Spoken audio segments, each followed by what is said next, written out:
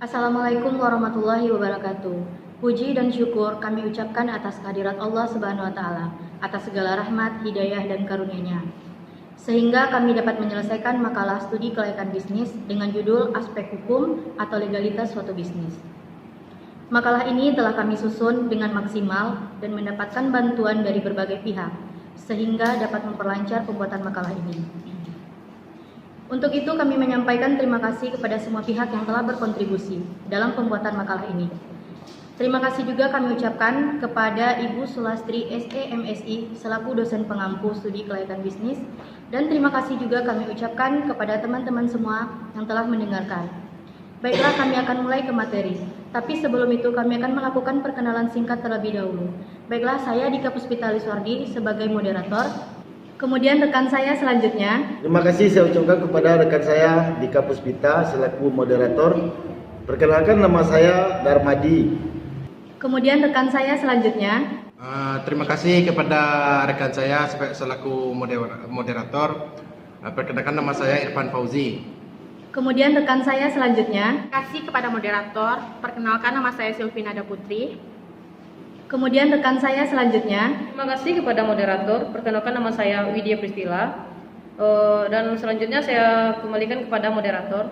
Baiklah, sekian perkenalan dari kami kelompok 2. Dan kita langsung pada pembahasan makalah yang berjudul Aspek Hukum dan Legalitas Perusahaan. Adapun pembahasan ini kami paparkan dilatar belakangi oleh peraturan-peraturan untuk syarat berdirinya suatu perusahaan, terutama di Indonesia. Yakni, setiap badan usaha yang berdiri harus melengkapi usahanya dengan syarat operasional usaha. Syarat operasional usaha tersebut dapat menjadi bukti bahwa perusahaan yang berdiri dinyatakan mempunyai legalitas usaha. Legalitas usaha merupakan keadaan di mana suatu perusahaan yang berdiri dan bergerak dalam bidang apapun dinyatakan sah secara hukum. Untuk dapat memiliki berbagai macam legalitas perusahaan, sebuah perusahaan harus melakukan sejumlah prosedur yang telah ditetapkan oleh pemerintah berdasarkan peraturan yang berlaku saat itu. Legalitas itu akan mendatangkan sejumlah manfaat bagi perusahaan. Begitu pentingnya legalitas perusahaan bagi setiap kegiatan usaha, maka sebaiknya harus segera dipenuhi. Berdasarkan latar belakang di atas, dapat disusun rumusan sebagai berikut. Yang pertama, bagaimana konsep legalitas perusahaan? Yang kedua, apa saja bentuk-bentuk legalitas perusahaan?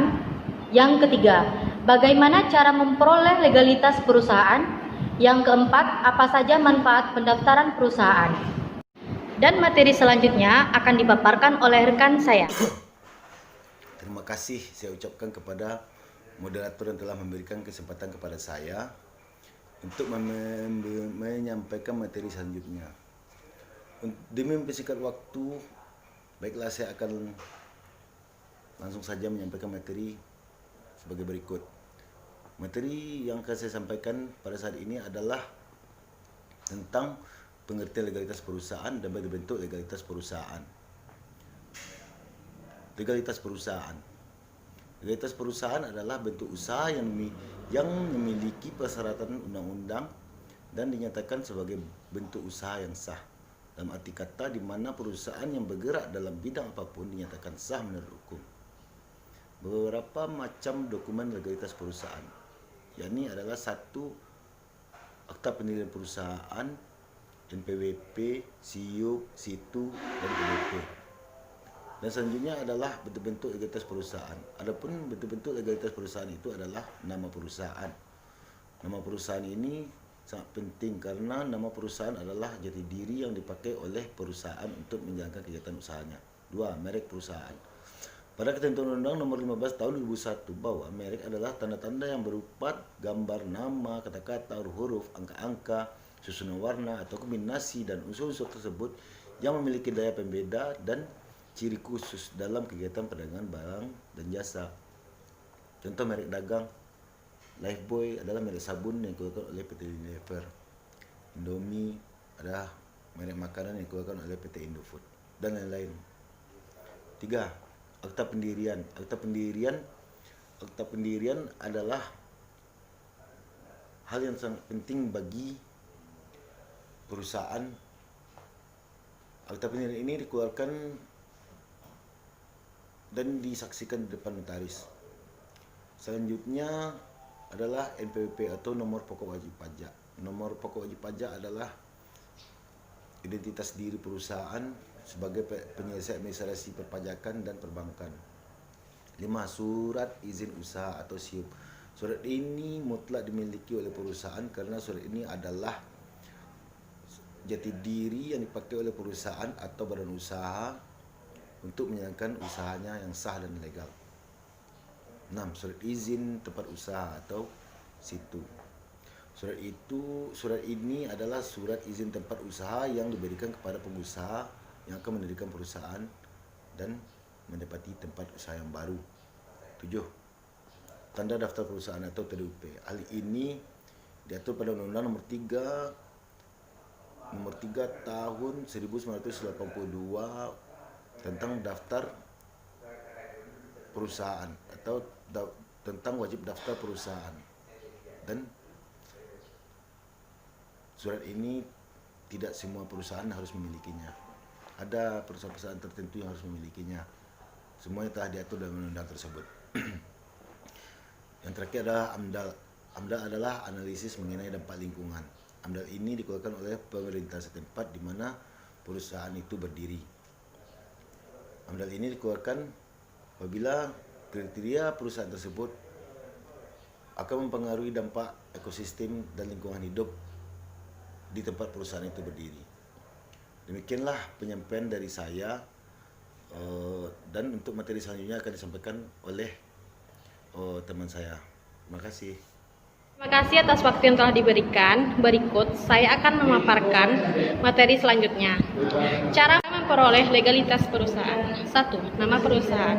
Untuk perusahaan yang tidak berbadan hukum, setelah surat permohonan nama perusahaan diperiksa dan dicek untuk mengetahui apakah nama perseroan yang sudah dipilih sudah dimiliki perusahaan lain atau belum. Jika belum, notaris langsung mengesahkan surat permohonan tersebut. Untuk perusahaan berbadan hukum seperti perseroan terbatas, setelah formulir surat permohonan, nama perusahaan diperiksa dan dicek dan mendapatkan persetujuan dari notaris. Kemudian diteruskan mendapatkan persetujuan. Yang kedua, ada merek. Pendaftaran merek bertujuan untuk memperoleh kepastian dan perlindungan hukum mengenai hak atas merek. Pendaftaran merek dilakukan pada Direktur Jenderal Hak Kekayaan Intelektual. Apabila pemilik merek mengajukan permohonan terdaftar merek, permohonan dapat mengajukan 2 atau lebih permohonan diajukan kepada Direktur Haki secara tertulis dalam bahasa Indonesia dengan mencantumkan A. Tanggal, bulan, dan tahun, B. Nama lengkap, kewarganegaraan, dan alamat permohon, C. Nama lengkap dan alamat kuasa apabila permohonan diajukan melalui kuasa, D. Warna-warna apabila merek yang dimohonkan pendaftarannya menggunakan unsur-unsur warna, E. Nama negara dan tanggal permohonan merek yang pertama kali dalam hal permohonan diajukan dengan hak prioritas. Apabila seluruh persyaratan administrasi telah dipenuhi, terdapat permohonan diberikan tanggal penerimaan. 3. Nomor pokok wajib pajak atau NPWP. Tempat pendaftaran NPWP adalah sebagai berikut. 1. Bagi wajib pajak orang pribadi adalah pada Direktur Jenderal Pajak Wilayah, kerjaannya meliputi tempat tanggal atau tempat kedudukan wajib pajak. 2. Bagi wajib pajak badan. Begitupun pengurusan surat perizinan pendirian perusahaan yang lain, syarat dan ketentuannya tidak akan jauh berbeda dari yang telah disampaikan tadi. Demikian pemaparan materi dari saya, dan pemaparan materi selanjutnya yang akan disampaikan oleh rekan saya. Terima kasih. Terima kasih waktu yang telah diberikan kepada saya. Saya akan melanjutkan pemaparan dari teman saya tadi. Surat izin usaha perdagangan atau SIUP, tata cara prosedurnya mengajukan surat usaha perdagangan tersebut.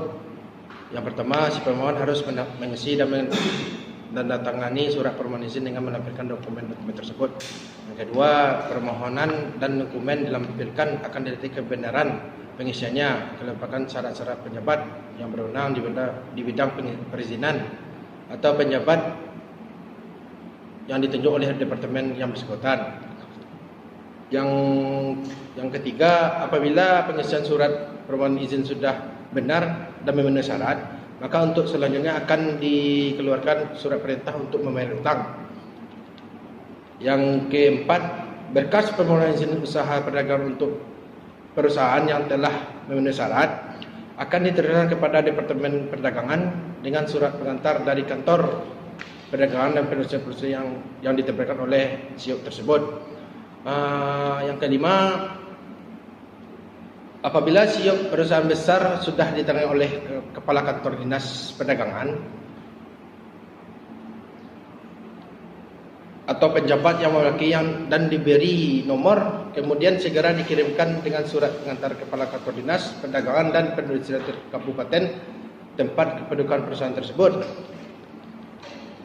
Yang kelima, penyerahan SIOP dilakukan kepada pemilik atau penanggung jawab perusahaan yang mengajukan permohonan di Kantor Dinas Perdagangan atau saya ulangi, penyerahan SIOP dilakukan kepada pemilik atau penanggung jawab perusahaan yang mengajukan permohonan di Kantor Dinas Perdagangan dan Perindustrian setempat atau dikirim melalui pos dengan sertai tanda terima. Yang keenam, surat izin tempat usaha atau situ atau disebut juga dengan HO.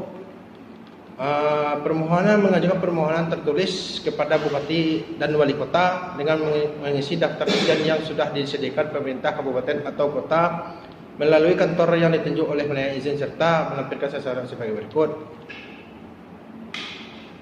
Yang pertama, fotokopi atau salinan benah bangunan. Yang kedua, fotokopi atau salinan izin mendirikan bangunan. Yang ketiga, fotokopi atau salinan akte perseroan atau bagi badan hukum. Yang kelima, fotokopi atau salinan kartu penduduk atau disebut juga KTP. Yang keenam, surat pernyataan bersedia menaati peraturan dan perundangan perdagangan. Yang ketujuh, surat keterangan kepala desa dan kepala kelurahan diketahui camat setempat.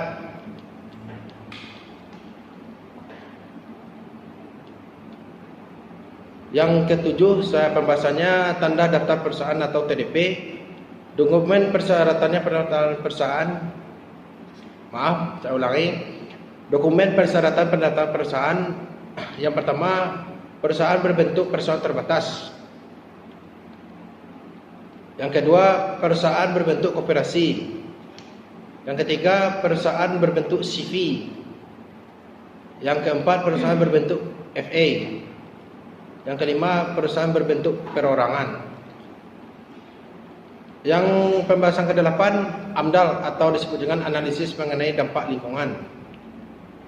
Dokumen AMDAL dinilai oleh KPA. Penilaian dokumen AMDAL sebagaimana dilakukan pada tahapan. Yang pertama, penerimaan dan penyangkaan secara ADM atau disebut administratif. Yang kedua, penilaian KA secara teknis. Yang ketiga, persetujuan dari KA. Yang keempat, penerimaan dan penilaian permohonan izin lingkungan. Yang keenam, penilaian AMDAL dan RKL RPL secara teknis. Demikian pembahasan dari saya, dan pembahasan selanjutnya akan dipaparkan oleh teman saya. Terima kasih. Terima kasih atas waktu yang telah diberikan. Berikut saya akan melanjutkan pemaparan materi manfaat legalitas perusahaan. Adapun manfaat legalitas perusahaan sebagai berikut. Yang pertama yaitu melindungi perusahaan jujur dan terbuka dari kemungkinan kerugian akibat praktik persaingan usaha yang tidak sehat, seperti perusahaan atau badan usaha yang tidak bertanggung jawab serta dapat merugikan perusahaan yang jujur. Yang kedua yaitu melindungi masyarakat atau konsumen dari kemungkinan akibat persaingan tidak sehat atau insofable suatu perusahaan. Perusahaan bersifat terbuka untuk semua pihak.